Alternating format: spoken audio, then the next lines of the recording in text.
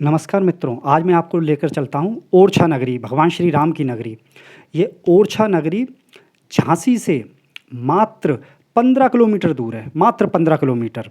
तो आप झांसी के रेलवे स्टेशन पर पहुंचकर या बस स्टैंड पर पहुंचकर वहां से ऑटो चलते हैं या आपके खुद के वाहन से, खुद की बाइक से आप आराम से ओरछा पहुंच सकते हैं। केवल आप 30 मिनट में ओरछा पहुंच जाएंगे। ऑटो के किराए वगैरह भी ज़्यादा नहीं होते हैं, आपको 40-50 रुपये मात्र पर सवारी में वो आपको आराम से ओरछा पे पहुंचा देगा। अगर आप अपनी व्हीकल से जा रहे हैं तो आप जीपीएस की मदद से या फिर जैसे मैंने आपको रास्ता दिखाया हुआ है साइन बोर्ड से, आप इस फ्लाईओवर के ऊपर मत चढ़िएगा। जहाँ से साइन बोर्ड दिख रहे हैं आप नीचे की तरफ आ जाइएगा, ये प्रतापपुरा वगैरह लिखा हुआ है। यहाँ से आप सीधे सीधे सीधे सीधे चलते चले जाएंगे तो थोड़ी देर बाद एक जब मेन फ्लाईओवर का एक कट आएगा अंदर की तरफ से, वहाँ से आप मुड़कर सीधे ही ओरछा धाम की तरफ पहुँच जाएंगे। देखिए ये कट आ गया है यहाँ से। आप इसके राइट हैंड साइड पर जैसे ही मुड़ेंगे, आप जैसे ही मुड़ेंगे आपको सामने की तरफ ही ओरछा का बड़ा सा फाटक दिखाई दे जाएगा, द्वार दिखाई दे जाएगा। वैसे ओरछा मध्य प्रदेश में आता है, पर इसको इधर पहुंचने के लिए आपके लिए सबसे बेस्ट शहर रहेगा झांसी। झांसी पर ट्रेन बस हर कोई आके रुकती है, तो आप केवल वहां से उतर के 15-20 मिनट 30 मिनट के अंदर आप ओरछा पहुंच जाएंगे। देखिए ओरछा नगरी में आपका स्वागत है। ये मध्य प्रदेश के वैसे निवाड़ी ज़िले में पड़ता है ना, ये निवाड़ी ज़िला है।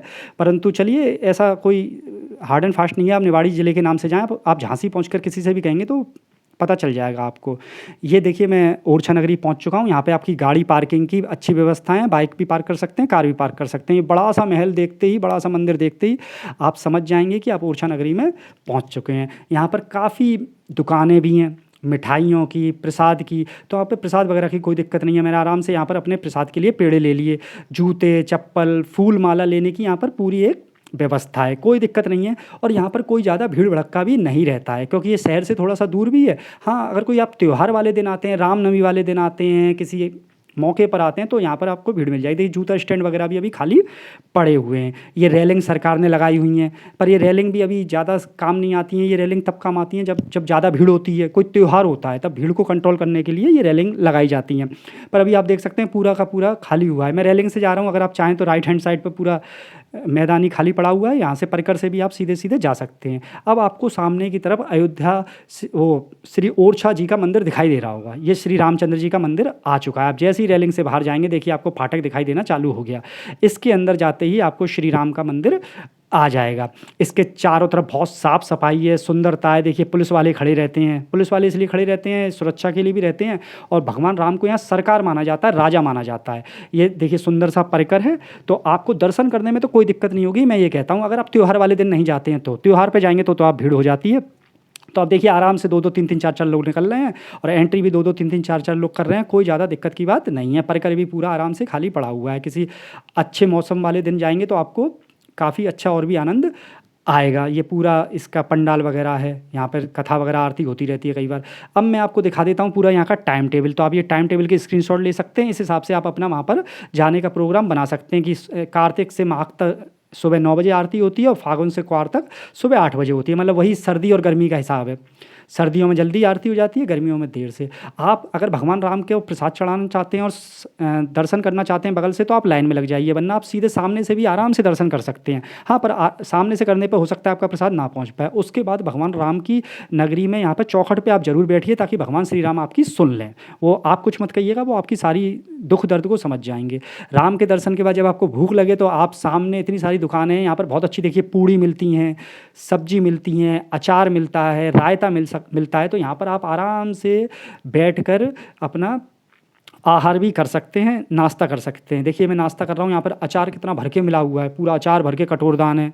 रायता मिला हुआ है, खूब आलू की सब्जी है, और संग में अभी आपकी 6-7 पूड़ी भी आ जाएंगी। और ज़्यादा महंगा भी नहीं है, आपका 30-40 रुपये में आपको आराम से खिला देते हैं। आपका एक पर्सन का आराम से पेट भर जाएगा। इतने खाने से आपको कोई दिक्कत नहीं आने वाली। तो मैंने यहाँ पर बैठकर आराम से खाना खाया और मेरा पेट भर गया।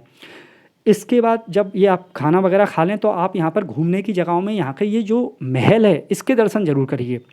इस महल की कथा ऐसी है कि भगवान श्री राम इस महल में विराजमान होने के लिए आए थे, परंतु जो रानी थी यहाँ की, उन्होंने उन्हें रसोई घर में विराजमान कर दिया। तो उस कारण क्या हुआ, ये महल खाली पड़ा रह गया। तो मैं आपको इसकी एक कहानी भी सुना देता हूँ कि यहाँ पर हुआ क्या था। बड़ी रोचक कहानी है, ध्यान से सुनिएगा। रानी गणेश कुंवर राजे वर्तमान ग्वालियर जिले के करहिया गांव की परमार राजपूत थीं। चतुर्भुज मंदिर बनने से पहले रानी पुष्य नक्षत्र में अयोध्या से पैदल चलकर बाल स्वरूप भगवान राम को ओरछा लाईं, परंतु रात्रि हो जाने के कारण भगवान राम को कुछ समय के लिए महल के भोजन कक्ष में स्थापित किया। लेकिन मंदिर बनने के बाद रामचंद्र जी रसोई घर से हिले तक नहीं। इसे ईश्वर का चमत्कार मानते हुए जो नीचे रसोई घर था उसे ही मंदिर का रूप दे दिया गया और इसका नाम रखा गया राजा राम मंदिर। आज इस महल के चारों ओर शहर बसा हुआ है। रामनवमी पर यहाँ हजारों श्रद्धालु इकट्ठा होते हैं।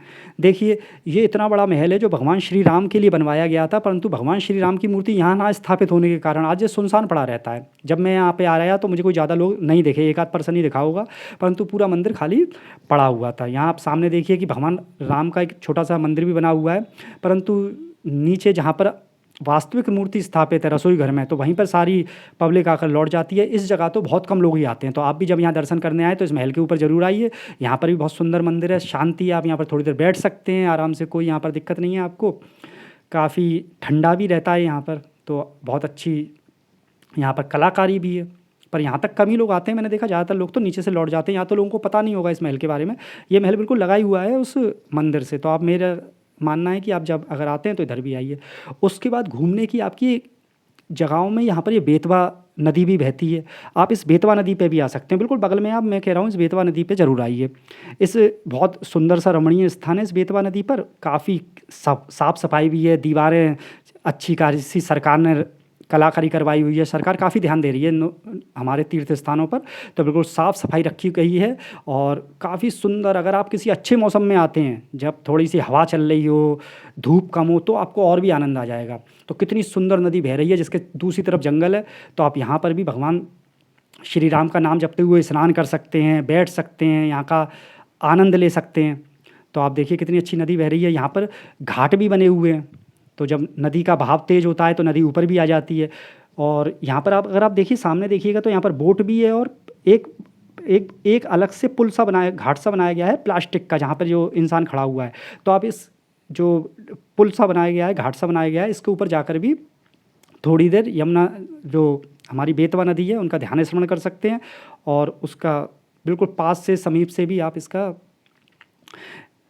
स्पर्श कर सकते हैं। तो ये पूरा देखिए प्लास्टिक से बना हुआ है, तो आप इसके ऊपर भी जा सकते हैं। तो कोई रोक टोक नहीं है यहाँ पर ऐसी कि आप यहाँ पर घाट पे बैठ सकते हैं। देखिए कितनी विशाल नदी है, तो आप यहाँ आराम से इसके भी दर्शन कर सकते हैं। और अगर मौसम अच्छा हुआ तो आपको और भी मज़ा आ जाएगा। ये बिल्कुल पास में ही है उस मंदिर के, आपको ऐसा नहीं है बहुत दूर जाना हो। यहाँ पर गाड़ी की, उन सब चीज़ों की प्रॉपर पार्किंग है।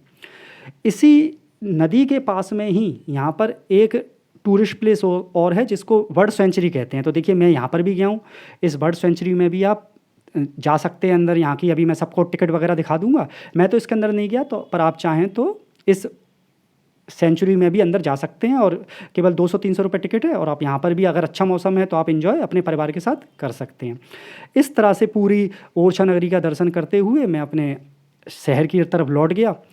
और इस बुंदेलखंड यात्रा में इसके पहला जो मैंने वीडियो बनाया हुआ है वो दतिया नगरी का बनाया हुआ है, तो आप उस वीडियो को भी देख सकते हैं। और मेरे चैनल को सब्सक्राइब करके आप इसमें कमेंट भी कर सकते हैं जो भी आपको दिक्कत हो।